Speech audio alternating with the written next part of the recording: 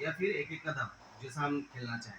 और ये है हाथी। हाथी क्या करता है, सीधे सीधे चलता है और इसकी लिमिट लास्ट तक पहुंचने की होती है। अपनी सेना को ये कूद नहीं सकता, क्योंकि हाथी को कभी कूदते हुए देखा भी नहीं होगा, है ना, ये कूद नहीं सकता। और इसके सामने अगर अपना प्यादा है तो वो हटेगा, तभी इसकी जगह बनेगी तो आगे जाएगा। दूसरा ये है कि अगर ये जगह बन गई भी जा सकता है, और यहाँ से इधर कहीं भी, इधर भी, मतलब सीधे सीधे ये कहीं भी स्ट्रेट कहीं भी जा सकता है।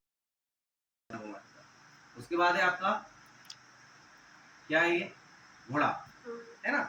घोड़ा हमेशा 2.5 कदम चलता है। 2.5 कदम किधर भी, 2.5 कदम बनने चाहिए उसके जैसे। और ये कूद भी सकता है, क्योंकि घोड़े की क्वालिटी होती है, वो कूद सकता है। तो 1 2, है ना, 1 2 2.5 या 1 2 2.5, क्लियर। और यहाँ जैसे यहाँ से देखते 1 2 तो आ नहीं सकता है, कहीं भी जा सकता है, घूम सकता है।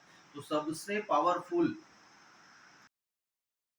पावरफुल वैसे तो सब जने को बोलते पावरफुल, लेकिन मेरा मानना है कि सामने वाली टीम को हराने में घोड़ा बहुत, क्योंकि ये 2.5 कदम किधर भी चल सकता है। तो सामने वालों को बहुत सारी चैलेंज की ध्यान में रखकर खेलना पड़ेगा कि घोड़ा कहाँ से कहाँ क्या आ रहा है और क्या करने वाला है ना। उसके बाद ये ऊँट है। अब ये ऊँट कहाँ पड़ा हुआ है, काले डब्बे में पड़ा हुआ है। तो ये काले डब्बे में टेढ़ा टेढ़ा कहीं भी जा सकता है।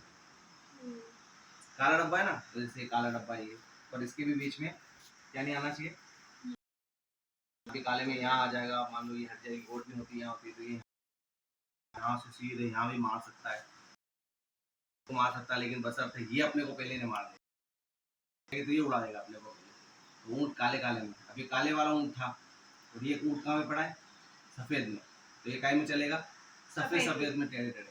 तुम्हारा भी एक काले में और सफ़ेद में, ये फिर वो घोड़ा हाथी होगा जी।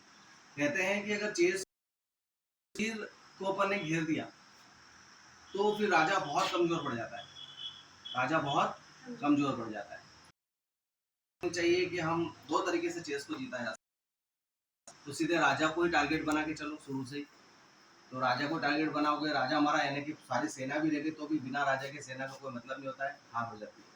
या फिर इनके जो बड़े बड़े हैं ये सेनापति, है ना, सेना खत्म करो और आखिरी हत्या बना के मारो, चाहो से जंग लड़ी जाती है।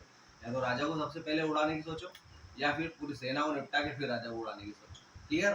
तो जनरली होता क्या है, सेना पहले आती है, ये खड़ी है आगे, तो राजा को डायरेक्ट मारना संभव नहीं हो सकता है। वो तो आपने चाल से चली और घुस गए अंदर। देखो राजा को जब भी मारा गया तो कैसे मारा गया, किले में घुस के उस पर, जब वो अकेला उसके कमरे में रहता है, 2-4 सिपाही रहते हैं, उनको मार के राजा को मारा जा सकता है। तो वैसे ही अगर अपन चाल अच्छी से चले और अंदर घेर दे राजा को, बचने का कोई उपाय नहीं हो, तो हम वो कर सकते हैं, लेकिन शत्रु सेना को कमजोर नहीं समझना चाहिए।